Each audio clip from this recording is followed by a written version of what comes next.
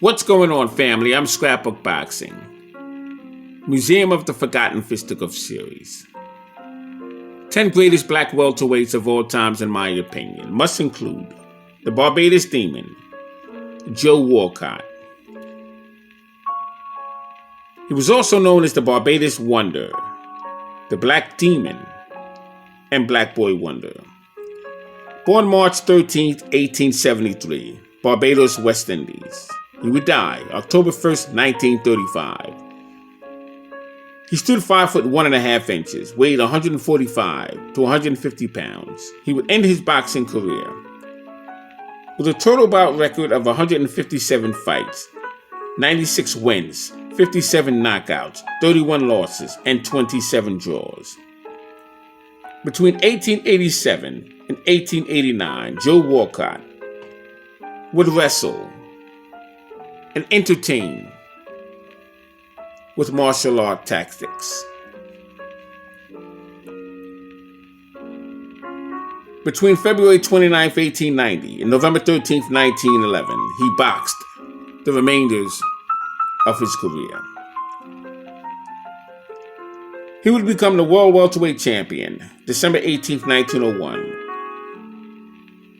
and he would end his welterweight championship reign October 16, 1906. Now, in between that, very interesting career, he would have some trials and tribulations. You see, on December 18, 1901, Joe Walcott would become the first black world welterweight champion when he would defeat Rube Ferns and Fort Earn. He would stop him in 5 rounds. But that wasn't the first time that Joe Walcott challenged for a title. You see, October 29, 1897, he would lose 12 rounds to the world lightweight champion when he challenged for his title in San Francisco. It was at the Athletic Club, and he would be stopped in 12 rounds. That champion was George Kid Lavin. Now, Kid Lavin's name was Henry. He was born December 6, 1869 in Bay City, Michigan. He died March 9, 1928. He was 58 years of age at the time of his death. He stood 5 foot 3.5 inches. He became the world lightweight champion when he picked up the vacant strap against Andy Bowen. He would stop Andy Bowen in 18 rounds, scheduled for 25, December 14, 1894, at the Auditorium Club in New Orleans, Louisiana. Now, if you don't know who Andy Bowen is, he would be the fighter that would engage in the longest glove boxing match in boxing history. It would be 110 rounds. Andy Bowen was not the original fighter scheduled on that bill. He was the trainer. But when his fighter got cold feet, and there were many audiences waiting for the match to begin, he decided to step in. And he fought a man by the name of Berkey. See, Andy Bowen was a black fighter. Very courageous man he was. Unfortunately, when he faced George Kid Lavin, December 14, 1894, he would die due to injuries after he was tagged on the side of the head. He would fall to the ground head first, and his skull met the concrete. He would sustain brain injuries and die on the spot. With a fighter with a career, Andy Bowen, a legacy he would leave behind. Till this day, the longest glove match he would be a part of in boxing history. Kid Lavin would end his boxing career with total bouts of 58 fights, 37 wins, 21 knockouts, 9 losses, 11 draws, and 1 no contest. But he would win the vacant America's 138-pound title over Jack Everhart May 30th, 1895, Seaside Athletic Club in Brooklyn, New York. He retained the America's lightweight title with an agreement call for Lavin to be the winner if he was not knocked out. And that was against the Barbados Demon, Joe Walcott, December 12th, 1895, the Empire Club in Queens, New York.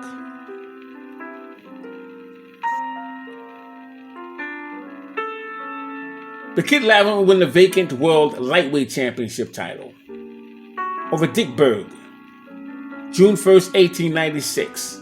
He would stop him in 17 rounds scheduled for 20.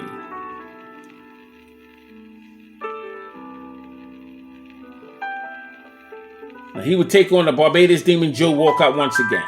He would stop him in 12 rounds scheduled for 20, October 29th, 1897. This was at the Mechanics Pavilion, San Francisco, California.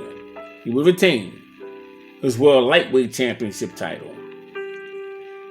But he would challenge the mysterious Billy Smith, March 10th, 1899. He was stopped in 14 rounds scheduled for 20. It's for the Americas and the World Welterweight Championship title. March 10th, 1899. Then he would lose his World Lightweight Championship title to Frank Earn, July 3rd, 1899. He would lose on 20 round points. The Hawthorne Athletic in Buffalo, New York.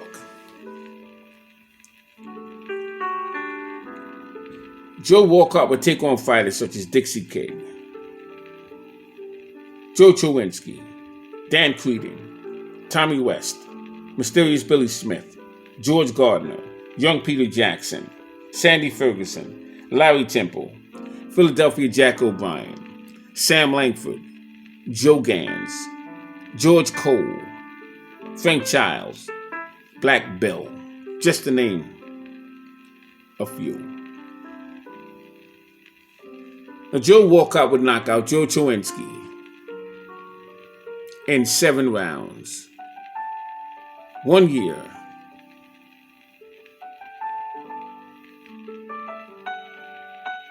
After Jack Johnson would be stopped in 3 rounds by Joe Chowinski.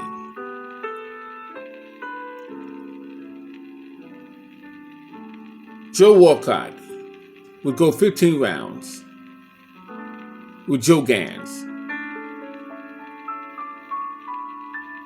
And it was for Walcott's welterweight championship title. It would become a draw.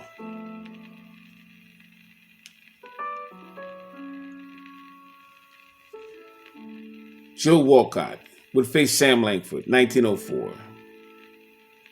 15 rounds. And that would also become a draw.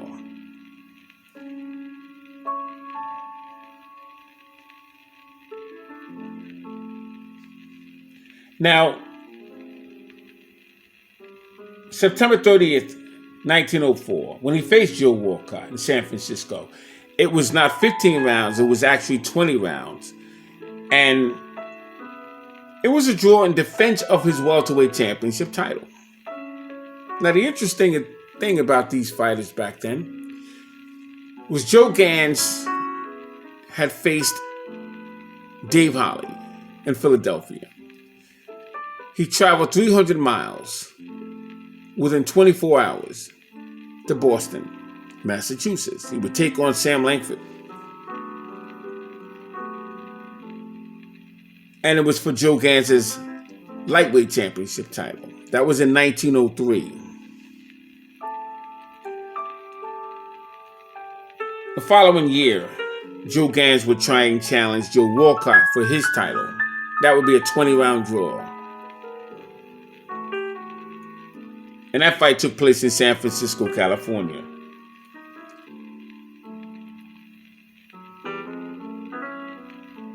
But in 1904, Joe Walcott would challenge Dixie Kid. And a funny thing happened in the course of that fight.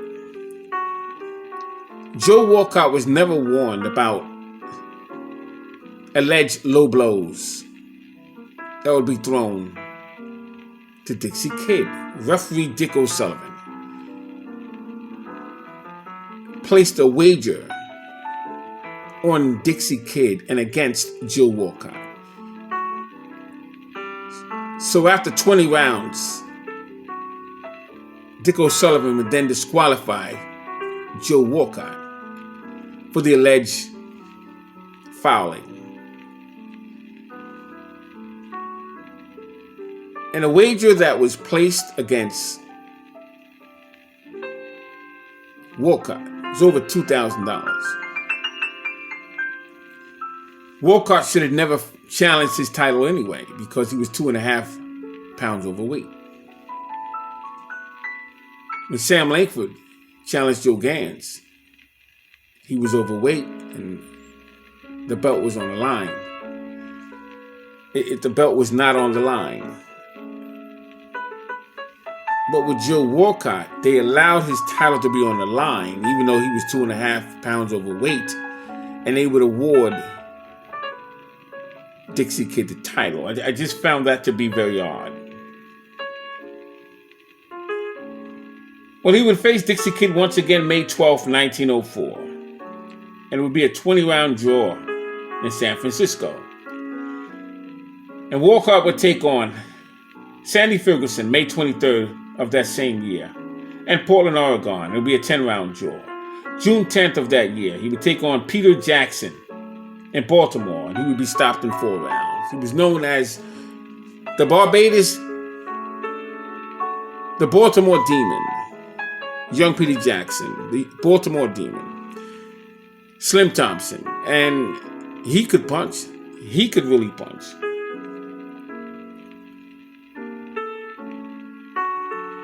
But Dixie Kid would outgrow the class, and Joe Walcott will now claim the welterweight championship title once again.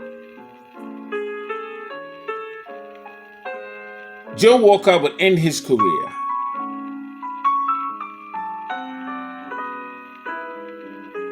with the respect of a champion. He took on Mysterious Billy Smith, Frank Earn, Jim Fern, Kid Carter, George Gardner, Andy Walsh, and Joe Walcott, and Jack Bonner.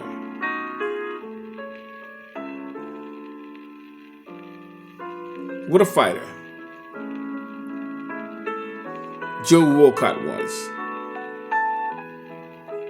And so he's placed in my list of 10 greatest black welterweights of all times. Shout out to Joe Walcott, the Barbados Demon. Unbelievable fighter he was. Joe Walcott would attend the event in 1910, Las Vegas, Nevada. Well, it was Reno, Nevada. And it was against Jack Johnson and the Boilermaker Jim Jeffries. And Jim Jeffries had a list of dignitaries and ex-fighters in the ring for him. Fighters such as Philadelphia Jack O'Brien, Bob Fitzsimmons, John O'Sullivan, Jim Corbett. He even had Stanley Ketchel in that ring with him, Abe Patel. But Jack Johnson didn't have anyone in the ring representing him. But in the second row, he did have Joe Walcott, the Barbados Demon, Jack Blackburn, Bob Armstrong, Joe Jeanette.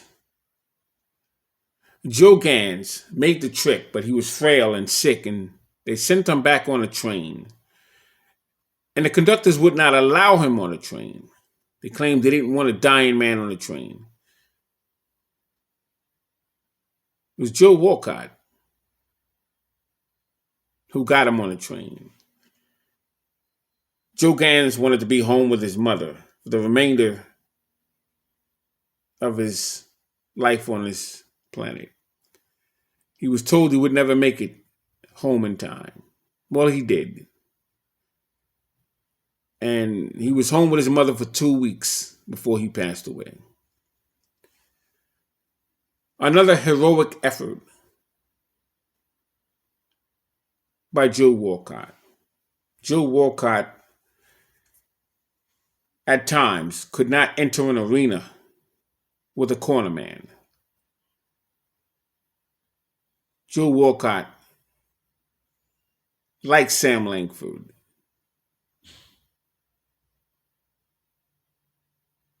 had to fight in knee-deep water. He was a part of the Battle Royale. He went through a lot, did Joe Walcott, fighting Tommy West and outlaws, where he could be killed at any moment if he didn't play the game. Many fights with Walcott would go the distance and it would be considered a no contest, although he beat his man every round. So Joe Walcott is on the list, in my opinion, the greatest black welterweights of all times. I'm Scrapbook Boxing. Museum of the Forgotten Fisticuff series. All great fights and all great fighters would never be forgotten on my channel. Let's listen out for the next fighter who I consider the greatest black welterweight of all times. Peace.